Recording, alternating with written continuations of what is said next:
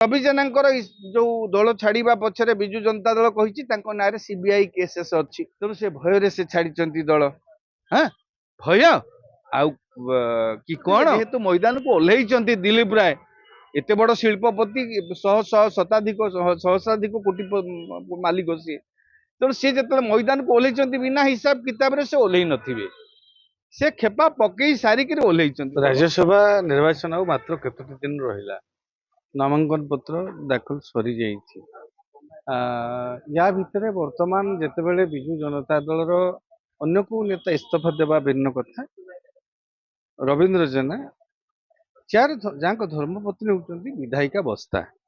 सेटा मायने रखुची कथा हूँ रवींद्र जेना सदल बड़े दलरू इस्तीफा देते तार राज्यसभा उपर किसी प्रभाव पड़ न था कारण सेमती गोटे जनमत लोक सरकार जाऊना कि बीजेपी जाऊना यहाँ गोटे राज्यसभा निर्वाचन बुझीपार तो राज्यसभा निर्वाचन रे विधायक विधायक मान बहुत मैटर करे जेहेतु एबे चर्चा कहीं गुरुत्व कहीं जो मिसिबार हाँ सेटा हूँ विधायिका अच्छा धर्मपत्नी वर्तमान गणित हूँ 18 14 1 बुझीपार तो 20 जो बड़का भारतीय जनता पार्टी सर्ट अच्छी केतोटी सीट पाई आवश्यक परे आउ किछि सीट आवश्यक पड़ुछि स्वाधीन प्रार्थी दिलीप राय विजु जनता दल तरफ गोटे सीट पर आउ गोटे सीट पाई बलुची केते 18 टी सीट 18 14 अच्छी कांग्रेस एक अच्छा वामपंथी तेणु 18 14 1 केते 33 टी आसन 33 जन विधायक अच्छा जहाँ कि वर्तमान समर्थन घोषणा कर डॉक्टर दत्तेश्वर होतांग बुझीपार कॉमन कैंडिडेट हिसाब से एबे वर्तमान जो दिलीप राय प्रार्थित्व दिलीप राय प्रति कौन दल समर्थन घोषणा करना एक्सेप्ट बीजेपी बीजेपी केवल समर्थन करिछि बीजेपी रो प्रार्थी ता माने ही बीजेपी रो कैंडिडेट कारण बीजेपी रो से निर्वाचन लड़ी विधायक हिसाब रे प्रार्थी हिसाब रे तेणु सी बीजेपी प्रार्थी कांग्रेस आउ बीजेडी बा वामपंथी जी जड़े अच्छा लक्ष्मण मुंडा से घोषणा करना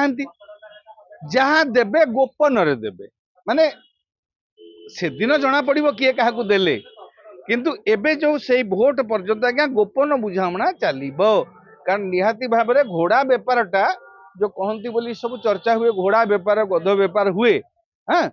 सेटार आशंकाटा गोटे बढ़ी जाइए वर्तमान निहाती भाव में दिलीप राय चाहिए किसी भोट बीजेडी रु किसी कांग्रेस रु विधायक मन किणवाई हृदय जिणवाई से कारण जमीती हो पारे जो बाटर हेले विवेक को प्रभावित करने कारण विवेकानुमोदित तो भोट हो पारे विवेक अनुसार भोट देवे लोक मैंने तेणु विवेक को प्रभावित कला भली कौन कले से प्रभावित हेबे ता व्यवस्था भी सी करुवे जेहेतु मैदान को ओह्लैंती दिलीप राय एत बड़ शिल्पपति शह शह शताधिक सहस्राधिक कोटी मालिक सी तेणु सी जो मैदान को ओह्लैंती बिना हिसाब किताब से ओह्लै नथिबे से खेपा पकई सारिक ओह्लैंती तेणु जो किछि जन को ऊपर नजर थिला शुणा जाउथिला हाँ ता सहित आउ गोटे भी जोड़ी हेगला कौन कौन परिणाम हम सेटा आमे जानिने संदेह बलय को आसीगला सुभाषिनी जेनांकर भोटटा विजु जनता दल पई आमे से कथा कहूँ भारतीय जनता पार्टी विजु जनता दल वर्तमान जो कथा से माने जो प्रकार वक्तव्य दौरान से जना पड़ुचे वर्तमान परिस्थिति सुभाषिनी जेना भोटा बोध सन्देह अच्छी तेणु 4-5टी भोट जदि से एपट सेपट कर दिलीप राय जोगाड़ करदे एमानकर विवेक को प्रभावित करी दिलीप राय सहज हो तेणु वर्तमान देखा बाकी रहा बीजेडी समस्त जो आप 2 जन कथा छाड़ी दिंतु सोना महाकुट आउ अरविंद कथा छाड़ी दिंतु से 20 ରୁ 2 काटिदेले 18 भितर अच्छा सौभिक बापा भी बहिष्कृत होती दलू सौभिक कौन करेंगे सेटा समय कह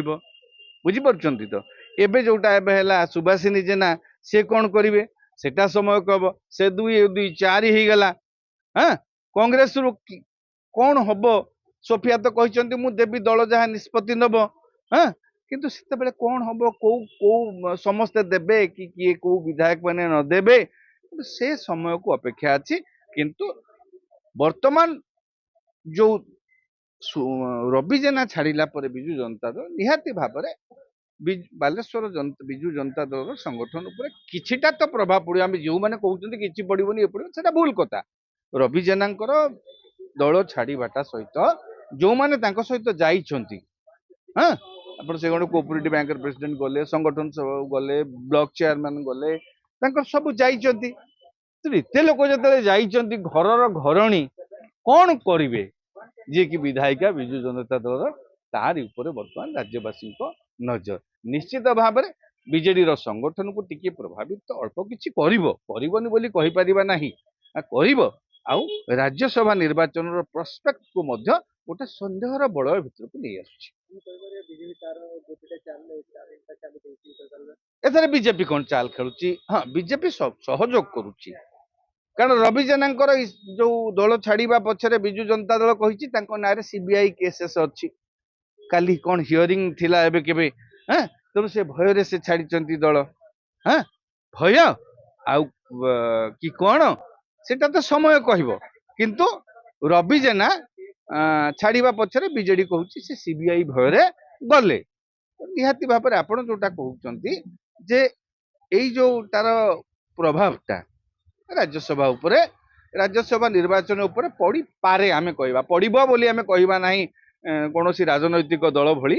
ପଡିପାରେ। ହୁଏତ ସମସ୍ତ ବିଜେଡି ବିଧାୟକଙ୍କର ବିବେକ ଯଦି ଜାଗୃତ ହେଲା, ଠିକ କଲା, ଠିକ